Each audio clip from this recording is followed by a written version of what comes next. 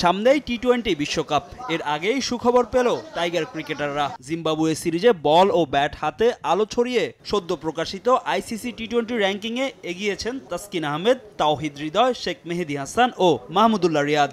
Batting র্যাঙ্কিংয়ে অবনমন হয়েছে লিটন কুমার দাস ও নাজমুল শান্তর। অবনমন হয়েছে প্রথম 3টি টি-20তে না থাকা সাকিব আল হাসানেরও। টাইগারদের চলমান সিরিজে ব্যাট হাতে দুর্দান্ত ছন্দে আছেন middle order batter Towhid Hridoy. সিরিজের প্রথম 2 ম্যাচে খেলেন 33 ও 37 রানের ইনিংস। আর চট্টগ্রাম পর্বের শেষ ম্যাচে 57 রানের দুর্দান্ত ইনিংস খেলে প্রথমবারের মতো ব্যাটারদের টি-20 র্যাঙ্কিংয়ে 100-র মধ্যে ঢুকেছেন এই ব্যাটার। 26 ধাপ এগিয়ে 391 রেটিং নিয়ে হৃদয়ের অবস্থান এখন 90তম স্থানে।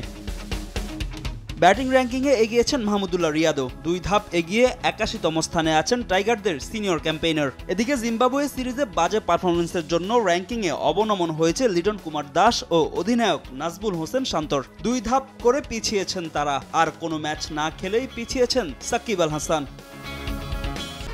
1, 2, 3 ঢাকায় জমি জিতে নিন 100% ক্যাশব্যাক সহ 20 কোটি টাকার পুরস্কার। জিম্বাবুয়ে সিরিজে পারফর্ম করে বোলারদের তালিকায় উন্নতি হয়েছে তাসকিন আহমেদের। সিরিজের প্রথম ম্যাচে 14 রানে 3 উইকেট নিয়েছেন ঢাকা এক্সপ্রেস। পরের 2 ম্যাচেও সেই ধারাবাহিকতা ধরে রেখেছেন তাসকিন। বোলারদের র্যাঙ্কিংয়ে 572 রেটিং নিয়ে 6 ধাপ এগিয়ে ক্যারিয়ার সেরা 26তম স্থানে আছেন স্পিডস্টার। চলমান সিরিজে 2 ম্যাচে 3 উইকেট নিয়ে অগ্রগতি হয়েছে স্পিনার শেখ মেহেদী হাসানের। এই বোলারও এগিয়েছেন 6 ধাপ। 589 রেটিং নিয়ে 22তম স্থানে আছেন মেহেদী। বোলারদের তালিকায় পিছিয়েছেন মুস্তাফিজুর রহমান ও সাকিব আল হাসান। 6 ধাপ পিছিয়ে কাটার মাস্টার আছেন 30তম স্থানে। আর 1 ধাপ পিছিয়েছেন সাকিব। তালিকায় আগের পজিশন ধরে রেখেছেন পেসার শরীফুল ইসলাম।